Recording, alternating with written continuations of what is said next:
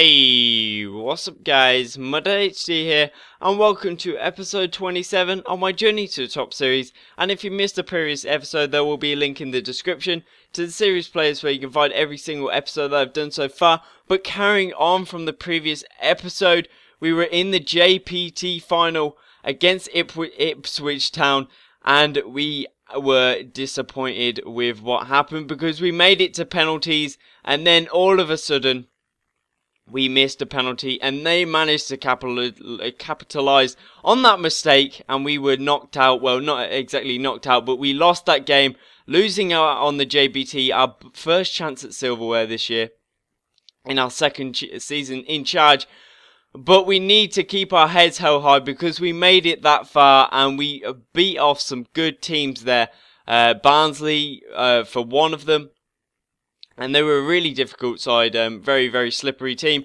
But anyway, we need to carry on in the league now because we need to fortify our position in this promotion spot that we're in right now. And we do the right thing here. Magnesis, the man who I bought for headers, and he finally scores his first header for the team.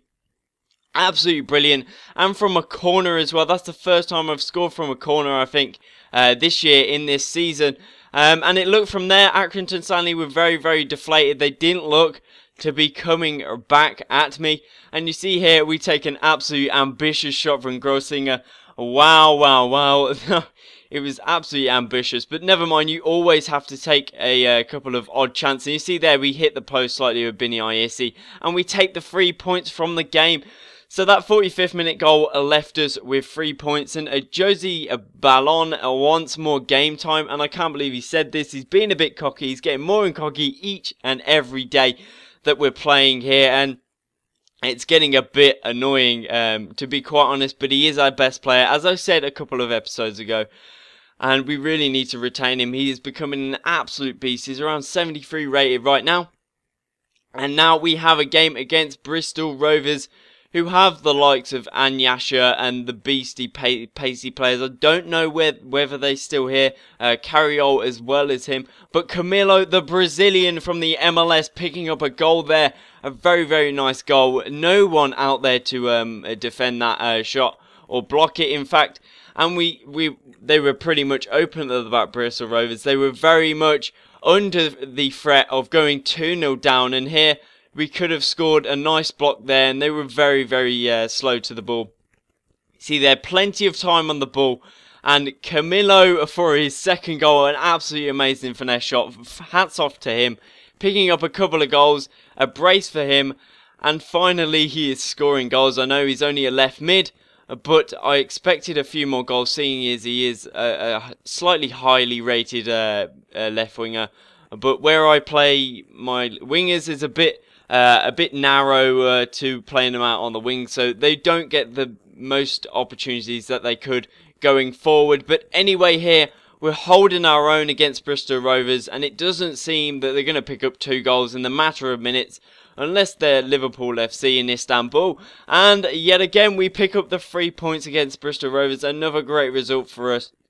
And now we're straight into another game with Oxford United. It's coming to the end. There's about 4 or 5 games left in the league now. I'm not totally sure. But the game started off with an absolute headache because Binny Ayesi got injured, a broken ankle. You know, if he has a broken ankle, he's going to be out for the rest of the season now. Very, very long duration. But here, Magnesis, the man substituted on, was found in space. One of those goal kick conundrums where he kicks it not too far and Scholfer heads it down. Boom, goal, 1-0 up now. And Oxford United did not manage to really press enough onto our defence. We had Enrique Pascali, who has disappointed me. He very much disappointed me in the JPT final. I should have played Milionov, but he was slightly tired, and I didn't want to risk him being fatigued and then getting injured, and then we would have an absolute centre-back problem of any difficulty. It would be really, really difficult trying to find a centre-back that's not an actual centre-back. But here, Oxford almost scored. My man Braun with the tracky bottom still when it's like the spring is save tips it over the crossbar. And you see there, 3 months. He's out for the rest of the season. So now we're down to just around 4 strikers, but Henderson, oh my days, he is so bad. The 60 rated 21-year-old, oh my god, I need to replace him with someone. And with the season ending also comes the transfer window, so got to be looking forward to that. But here we're playing the Brewers, the Barnet, not Barnet, I always get them mixed up, Burton, I always get them two mixed up. But here they take the lead in the 5th minute, a very, very sloppy goal. And if you saw that, Henrique Pascali sort of stepped off the ball. Very, very poor defending. I was not happy with that, and it's eking me so close to selling him because he has not been performing very well. And they see there, absolutely open, and they scored an offside goal, but it was not allowed. And we really was pushing for the equaliser. We didn't want to take the loss, just in case it dropped us into that playoff spot. And you see there, I said it again, Burton were the better team this game, and we had a poor performance, but I was resting Schollifer. We didn't have a Binny ISC, so I was playing Chambers and Magnesis up front. And Henderson, god awful, but Schollifer came on, and in the 86th minute, boom, the pace man, the undefeatable German, is scored a goal. Thank you very much in the last moments of the game. And we're now drawing 1-1. But one of those silly mistakes I like to do where I pass it out from the goalkeeper, lays it into the Burton player. And look at that, he hit the crossbar in the last second, even though this he is a CPU. And it looks like Burton had got relegated or something like that, or Bury won the league. And well done to them, they definitely deserve it. I don't know how they were in League 2. But anyway, they're going to be promoted. Who will be promoted next? And as you can see, we got Wycombe Wanderers, who were placed around 4th right now, but they're in a bad form right now. Can we pick up a good result? Well, Schollifer here on the wing, 18 minutes in, and we get the ball in, a pretty bad header, but look at that, Wilson testing the keeper, even though he didn't really test the keeper, and forcing a nice parry, dramatic camera save. And luckily for them, they managed to get the ball. But Wilson here piling the pressure on that crossbar down that. I'm not sure. It probably bended 20 yards into the fans' end there. But we definitely put the pressure on, and we should have taken the lead, especially through that Wilson chance. But the crossbar denied us, of course. But here we play Schollifer, a pretty poor ball. But the keeper decides, I'm going to be a bit lazy and play it to my defender. And Schollifer with the pace, he's going to play this. And it's going to go across goal, and no one was there, which I was quite disappointed with. But Chambers, in fact, here, picking up a rare goal for him. He's been playing on the right mid this season, and the first season as well. It's good to see him in that striker position, and because we've had that extra investment, it's really helped him to become a striker. So now we're 1-0 up. And I do like Chambers. I do like his pace. He's got a good round sort of figure of good strength and stuff like that. But there, the sweaty goal to end this game. 85th minute, 2-0 up now. Magnesis. I don't think it's Magnesis. I was chatting to a guy that watches my series today, and I said he's from Ireland, isn't he? And then I was like, it's McGuinness